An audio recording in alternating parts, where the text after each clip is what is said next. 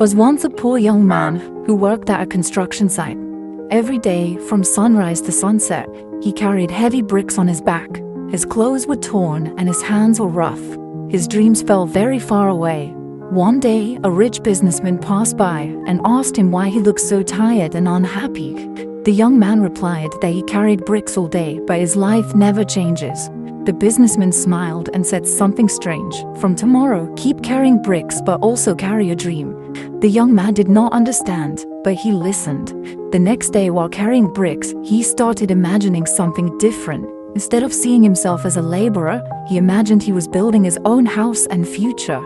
Days turned into months. He started learning from the engineers and he asked questions. He stayed after work to understand how buildings were designed. People laughed at him at first, but he did not stop. Years later, that same young man was no longer carrying bricks. He was giving instructions. He had become the engineer. One day, he saw another tired worker carrying bricks. He walked up to him and said the same words. Do not just carry bricks, carry a dream. Your life does not change just by working hard. It changes when your mindset changes. You can do the same work as everyone else, but if you start thinking differently, learning more, and dreaming bigger, your future becomes different.